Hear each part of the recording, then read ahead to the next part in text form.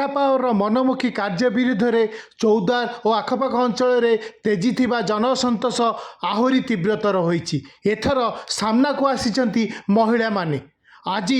Tata power मनमुखी कार्य विरुद्ध में विद्युत उपभोक्ता मंच टांगी चौदार पक्षरु एक समावेश आरंभ करा जायतिला चौदार पालमंडप ठारे। एठारे चौदार अंचल शताधिक एसएचजी ग्रुप सभापति और संपादक माने जोग देइथिले प्रतिनिधि भावे एवं उपभोक्ता मंचर टांगी चौदार सभापति जय सिंह नेतृत्व होइतिबा एही बैठक में अनेक तुंग नेतृवृंद अंशग्रहण करथिले। सीपीएम रो वरिष्ठ नेता बद्रीनारायण दास, वरिष्ठ नेतृवृंद प्रमोद कुमार पंडा, 4 नंबर वार्ड रो councillor Ajay Kumar Behera, 2 number ward रो काउंसिलर कविता महाली,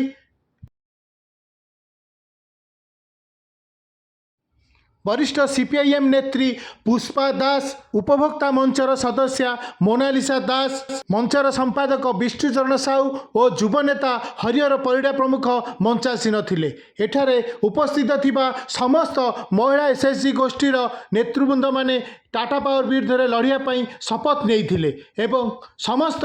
टाटा पावर बेआईन कार्यक्रम को तीव्र विरोध करिया पई मध्ये एठारे निष्पत्ति नि राज्य में 2 गुण विद्युत उत्पादन होती सरकार ता दाम कमेवा परिवर्ते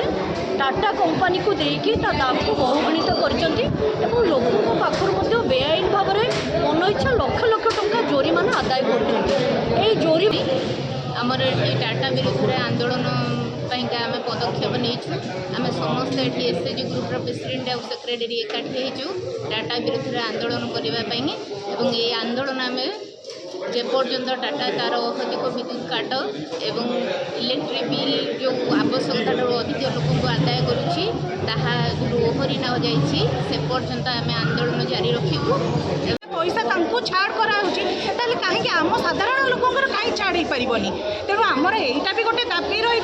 जदि आमर दाबी गुरा से पूरण न करते आम निहाती आंदोलन